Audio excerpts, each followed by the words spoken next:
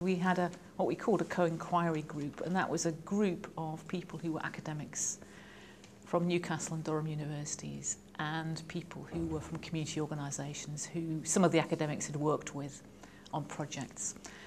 And our aim was to look at a literature review and see if it was along the right lines, but also to discuss in that group what some of the ethical issues were for us arising from our particular research projects. We were aware of some of the issues around trying to make the venue accessible and ensuring that people were heard and felt comfortable.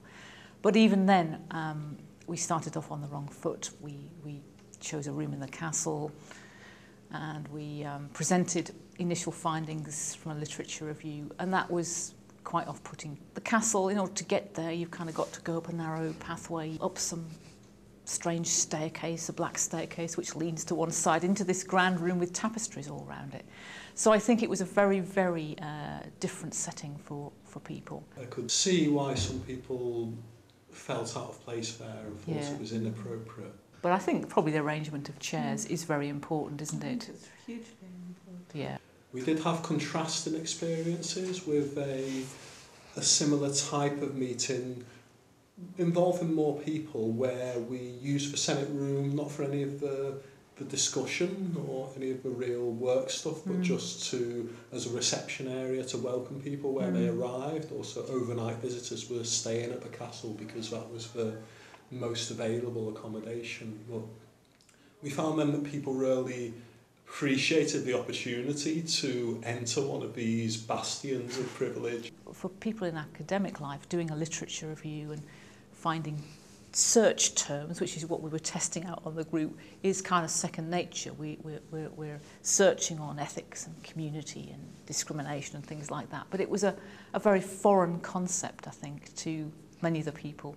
I was just looking back at an email that I'd sent to the researcher I was working with after that meeting, and about how confused I'd felt about the things like the discussion of the literature review and the search terms, and the fact that I wasn't even hugely clear what my role was going to be there anyway. So I think it came together to be quite a confusing experience.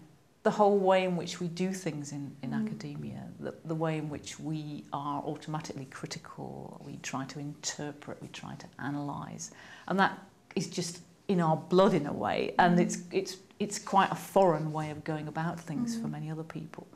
And that was a really big learning experience for me, I think, to think about how we might organise things differently. What I live and what I tell you can be interpreted so differently. And this, to me, is the ethical question. Sarah said to me, right, just write this down, what you think, go home, do it. So at my age, to come here and be involved with this is just something I never dreamt of. It's made me rethink how we start off the groups, that we need to start from people's own experiences. We need to spend more time perhaps doing pair exercises, group exercises, building people's confidence and trust at the very start. I think it was a constant process really of learning as we went along and listening to what people had to say, and I think by the end we had got a fairly comfortable group going. But I think it is hard, particularly for community organisations who are not used to coming into the university, don't know what to expect, aren't quite clear what it is we're on about.